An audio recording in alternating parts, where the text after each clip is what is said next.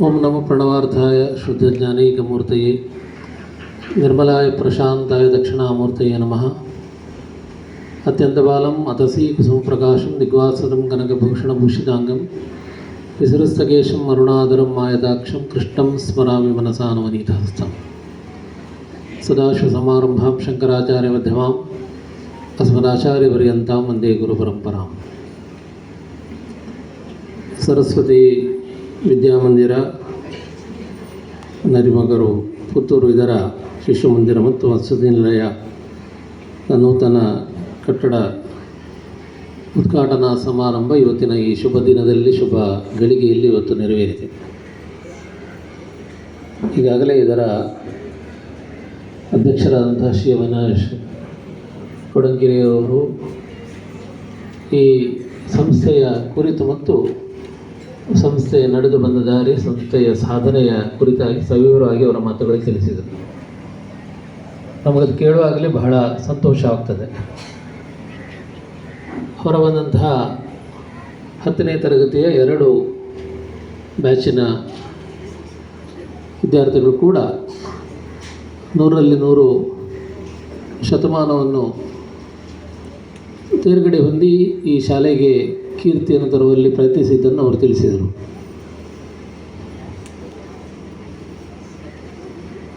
ಒಂದು ಊರಿನಲ್ಲಿ ಮುಖ್ಯವಾಗಿ ನಮಗೆ ಪೂಜನೀಯವಾಗಿರೋದು ಆ ಊರಿನ ದೇವಾಲಯ ಮತ್ತು ವಿದ್ಯಾಲಯ. ಈ ಎರಡೂ ಕೂಡ ನಮಗೆ ಸಂಸ್ಕೃತಿಯನ್ನು, ಸಂಸ್ಕಾರವನ್ನು ಹೇಳಿಕೊಡುವಂಥ ಕೆಲಸವನ್ನು ಮಾಡ್ತದೆ. ಸಮಾನವಾದಂತಹ ಉದ್ದೇಶಗಳನ್ನು ಹೊಂದಿಕೊಂಡು ಊರಿನಲ್ಲಿ ಕಾರ್ಯವನ್ನು ಆಚರಿಸುವುದರಲ್ಲಿ ಧಾರ್ಮಿಕವಾದಂಥ ಒಂದು ಅರಿವನ್ನು ಮೂಡಿಸಿದರೆ ಇನ್ನೊಂದು ವಿದ್ಯಾಲಯದಲ್ಲಿ ನಮಗೆ ವಿದ್ಯೆಯನ್ನು ಅರ್ಜಿಸುವಲ್ಲಿ, ನಾವು ಸಂಸ್ಕಾರವಂತರಾಗಿ ಸಮಾಜದಲ್ಲಿ ಅನಾವರಣಗೊಳ್ಳುವಲ್ಲಿ ವಿದ್ಯಾಲಯಗಳು ತಮ್ಮದೇ ಆದಂಥ ಸೇವೆಯನ್ನು ನೀಡ್ತದೆ. ಮುಖ್ಯವಾಗಿ ನಾವು ನೋಡಬೇಕಾದದ್ದು 2 ಕಡೆಯಲ್ಲಿ ಕೂಡ, ದೇವಾಲಯ ಇರ್ಬೋದು ಅಥವಾ ವಿದ್ಯಾಲಯ ಇರ್ಬೋದು, ಎಲ್ಲರೂ ಕೂಡ ಯಾವುದೇ ರೀತಿಯ ಜಾತಿ ಭೇದವಿಲ್ಲದೆ ಅಥವಾ ಬಡವ ಬಲ್ಲಿದ ಅನ್ನುವಂಥ ಭೇದವಿಲ್ಲದೆ ಬೆರೀತಾರೆ. ದೇವಾಲಯಕ್ಕೆ ಹೋದರೂ ಕೂಡ ಹಾಗೆ, ನಾವು ದೇವರ ಮುಂದೆ ಯಾವುದೇ ರೀತಿಯಂತಹ ಜಾತಿ ಭೇದ ಇರುವುದಿಲ್ಲ ಅಥವಾ ಶ್ರೀಮಂತ ಬಡವ ಅನ್ನುವಂಥ ಭೇದ ಇರುವುದಿಲ್ಲ. ಅಲ್ಲಿ ನಾವು ಹೋದರೆ ನಮಗೆ ಒಂದೇ ನಮ್ಮ ದೃಷ್ಟಿ ಏನಂದರೆ ನಾವು ಭಕ್ತಿಯಲ್ಲಿ ಹೋಗ್ತೇವೆ, ದೇವರನ್ನು ಭಜಿಸಲಿಕ್ಕಾಗಿ ನಾವು ಹೋಗ್ತೇವೆ.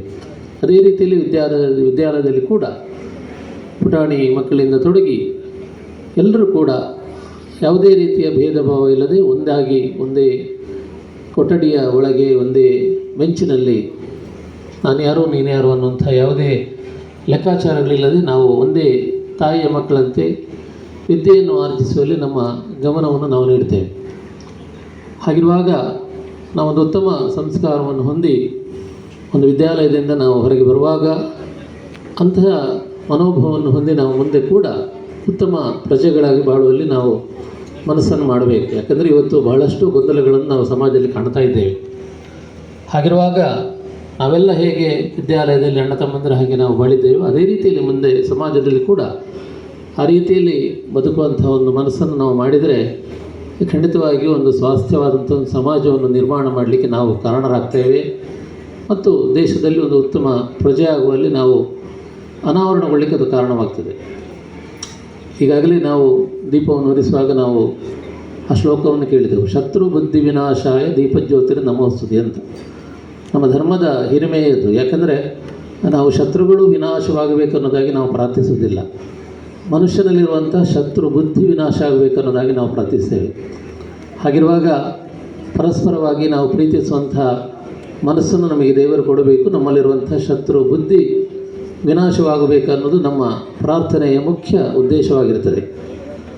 ಅಂತಹ ಸಂಸ್ಕಾರಗಳನ್ನು, ಅಂತಹ ಸಂಸ್ಕೃತಿಯನ್ನು ನಮ್ಮ ವಿದ್ಯಾಲಯಗಳು ಇವತ್ತು ಬಹಳಷ್ಟು ವಿದ್ಯೆಯ ಜೊತೆಗೆ ಕಲಿಸಿಕೊಡ್ತಾ ಇದೆ. ಯಾಕೆಂದರೆ ನಾವು 100ರಲ್ಲಿ 100 ಅಂಕಗಳನ್ನು ಕಳಿಸೋದು ಖಂಡಿತವಾಗಿಯೂ ಅದು ಮುಖ್ಯವಾದಂಥ ವಿಷಯ. ಆದರೆ ಅದಕ್ಕಿಂತ ಹೆಚ್ಚಾಗಿ ನಮ್ಮ ಸಂಸ್ಕಾರ, ನಮ್ಮ ವಿನಯ, ಅದು 100ರಲ್ಲಿ 200ರಷ್ಟು ನಾವು ಗಳಿಸುವಲ್ಲಿ ನಾವು ಪ್ರಯತ್ನ ಮಾಡಬೇಕು. ಯಾಕಂದರೆ ನಾವು ಮನುಷ್ಯ ಜನ್ಮ ನಮಗೆ ಸಿಗುವಂಥದ್ದೇ ಬಹಳ ದುರ್ಲಭವಾದಂಥದ್ದು. ಅದರಲ್ಲಿಯೂ ನಾವು ವಿದ್ಯಾವಂತರಾಗೋದು ಇನ್ನಷ್ಟು ದುರ್ಲಭದ ವಿಷಯ. ಮನುಷ್ಯ ಜನ್ಮವನ್ನು ಹೊಂದಿಕೊಂಡು ವಿದ್ಯಾವಂತರಾಗಿ ಅದರ ಜೊತೆಯಲ್ಲಿ ನಾವು ವಿನಯವಂತರಾಗಿರೋದು ಅದು ಮತ್ತಷ್ಟು ದುರ್ಲಭವಾದಂಥ ಒಂದು ವಿಷಯ. ಹಾಗಿರುವಾಗ ನಮ್ಮ ವಿದ್ಯಾಲಯಗಳಲ್ಲಿ ಬಂದು ನಾವು ವಿದ್ಯೆಯನ್ನು ಆರ್ಜಿಸುವ ಜೊತೆಗೆ ವಿನಯವನ್ನು ಕೂಡ ರೂಢಿಸಿಕೊಂಡು ನಮ್ಮ ಹಿರಿಯರಿಗೆ, ನಮ್ಮ ಗುರು ವೃಂದಕ್ಕೆ ಗೌರವವನ್ನು ನೀಡುವ ಮೂಲಕ ಮುಂದಿನ ದಿನಗಳಲ್ಲಿ ಕೂಡ ಅಂತಹ ಒಂದು ಪರಿಪಾಠವನ್ನು ನಮ್ಮ ಮುಂದಿನ ತಲೆಮಾರಿಗೆ ಕೂಡ ಹೇಳಿಕೊಡುವ ಮೂಲಕ ಉತ್ತಮ ಪ್ರಜೆಗಳಾಗಿರಬೇಕು ಅನ್ನುವಂತಹ ನಮ್ಮ ಆಶಯವನ್ನು ಕೂಡ ಈ ಸಂದರ್ಭದಲ್ಲಿ ವ್ಯಕ್ತಪಡಿಸ್ತಾ ಇದ್ದೇವೆ. ಈ ಪರಿಸರಕ್ಕೆ, ಈ ವಿದ್ಯಾಲಯಕ್ಕೆ ಬಂದು ಬಹಳಷ್ಟು ಸಂತೋಷಗೊಂಡಿದ್ದೇವೆ. ಶ್ರೀ ಅವಿನಾಶ್ ಕೊಡಂಗಿರಿಯವರು ಬಹಳಷ್ಟು ಶ್ರಮಪಟ್ಟು ಅವರ ಸಾರಥ್ಯದಲ್ಲಿ ಈ ವಿದ್ಯಾಲಯ ವಿದ್ಯೆ ಮತ್ತು ಸಂಸ್ಕಾರಗಳನ್ನು ಹೇಳಿಕೊಡುವಂತಹ ಕೆಲಸ ಮಾಡ್ತಾ ಇದೆ. ಮುಂದಿನ ದಿನಗಳಲ್ಲಿ ಇನ್ನಷ್ಟು ಹೆಚ್ಚಿನ ರೀತಿಯಲ್ಲಿ ಈ ವಿದ್ಯಾಲಯ ಅಭಿವೃದ್ಧಿಯನ್ನು ಹೊಂದಲಿ. ಯಾಕಂದರೆ 9 ವಿದ್ಯಾರ್ಥಿಗಳೊಂದಿಗೆ ಪ್ರಾರಂಭವಾದಂತಹ ಈ ವಿದ್ಯಾಲಯ 13 ವರ್ಷಗಳ ಹಿಂದೆ ಇವತ್ತು 400 ವಿದ್ಯಾರ್ಥಿಗಳನ್ನು ಹೊಂದಿ ಈ ಮಟ್ಟದಲ್ಲಿ ಹೆಸರು ಮಾಡಿದೆ ಅಂದರೆ ಖಂಡಿತವಾಗಿಯೂ ಇಲ್ಲಿಯ ವಿದ್ಯೆಯ ಗುಣಮಟ್ಟ ಅನ್ನೋದನ್ನು ನಾವು ಪರಿಗಣಿಸಬೇಕಾಗ್ತದೆ. ಅದೇ ರೀತಿಯಲ್ಲಿ ಆ ಗುಣಮಟ್ಟದ ವಿದ್ಯೆಯನ್ನು ನೀಡುವಲ್ಲಿ ಇಲ್ಲಿಯ ಎಲ್ಲ ಶಿಕ್ಷಕ ಬಂಧುಗಳಿಗೆ ದೇವರು ಶಕ್ತಿಯನ್ನು ನೀಡಲಿ ಅನ್ನೋದಾಗಿ ಈ ಸಂದರ್ಭದಲ್ಲಿ ವಿಶೇಷವಾದ ಪ್ರಾರ್ಥನೆಯನ್ನು ಸಲ್ಲಿಸ್ತಾ, ಇವತ್ತು ಈ ಕಾರ್ಯಕ್ರಮದಲ್ಲಿ ನಮ್ಮ ಜೊತೆಯಲ್ಲಿ ಈ ನೂತನ ವಸತಿ ನಿಲಯವನ್ನು ಉದ್ಘಾಟಿಸುವಂತಹ ಪುತ್ತೂರಿನ ಜನಪ್ರಿಯ ಶಾಸಕರಾದಂಥ ಶ್ರೀ ಅಶೋಕ್ ಕುಮಾರ್ ರೈ ಕೊಡಿಮಾಡಿ ಅವರು ಉಪಸ್ಥಿತರಿದ್ದಾರೆ. ಶಾಸಕರಾಗಿ ಮತ್ತು ಶಾಸಕರಾಗುವ ಮೊದಲೇ ಬಹಳಷ್ಟು ಸಾಮಾಜಿಕವಾಗಿ ತೊಡಗಿಕೊಂಡವರು ಮತ್ತು ಇಂತಹ ದೇವಾಲಯ ವಿದ್ಯಾಲಯಗಳ ವಿಷಯಗಳಲ್ಲಿ ತಮ್ಮದೇ ಆದ ಸೇವೆಯನ್ನು ನೀಡಿದವರು ಇವತ್ತು ಈ ಸಮಾರಂಭದಲ್ಲಿ ಭಾಗವಹಿಸಿದ್ದು ಕೂಡ ನಮಗೆ ಅತ್ಯಂತ ಹರ್ಷವನ್ನುಂಟು ಮಾಡಿದೆ.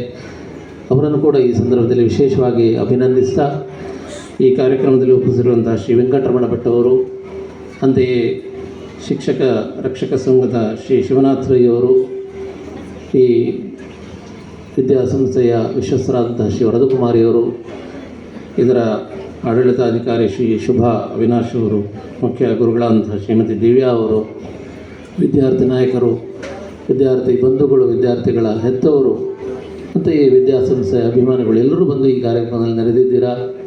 ನಿಮಗೆಲ್ಲರಿಗೂ ನಮ್ಮ ಆರಾಧ್ಯ ಮೂರ್ತಿಗಳಾದ ಶ್ರೀ ದಕ್ಷಿಣಾಮೂರ್ತಿ ಗೋಪಾಲಕೃಷ್ಣ ಸ್ವಾಮಿ ಹಾಗೂ ಆ ವಿದ್ಯಾ ದೇವತೆ ಆಯುರಾರೋಗ್ಯ ಭಾಗ್ಯಗಳನ್ನು ನೀಡಿ ಹರಸಲಿ ಅನ್ನೋದಾಗಿ ಈ ಸಂದರ್ಭದಲ್ಲಿ ವಿಶೇಷವಾದಂತಹ ಪ್ರಾರ್ಥನೆಯನ್ನು ಸಲ್ಲಿಸ್ತಾ, ಈ ಸಂಸ್ಥೆಯನ್ನು ಬಹಳ ಸುಂದರವಾಗಿ, ಬಹಳ ವ್ಯವಸ್ಥಿತವಾಗಿ ನಡೆಸಿಕೊಂಡು ಹೋಗ್ತಾ ಇರುವಂತಹ ಇದರ ಅಧ್ಯಕ್ಷರಾದಂತಹ ಶ್ರೀ ಅವಿನಾಶ್ ಕೊಡಂಕಿರಿ ಅವರಿಗೂ ಶ್ರೀದೇವರು ಇನ್ನಷ್ಟು ಹೆಚ್ಚಿನ ಶಕ್ತಿಯನ್ನು, ಆರೋಗ್ಯವನ್ನು ಈ ಸಂಸ್ಥೆ ನಡೆಸುವಲ್ಲಿ ನೀಡಲಿ ಅನ್ನೋದಾಗಿ ವಿಶೇಷ ಪ್ರಾರ್ಥನೆಯನ್ನು ಸಲ್ಲಿಸ್ತಾ ಮಾತಿನಿಂದ ವಿರಮಿಸ್ತಾ ಇದ್ದೇನೆ. ಸರ್ವೇ ಜನಾಃ ಸುಖಿನೋ ಭವಂತು. ಓಂ ಶಾಂತಿ ಶಾಂತಿ ಶಾಂತಿ.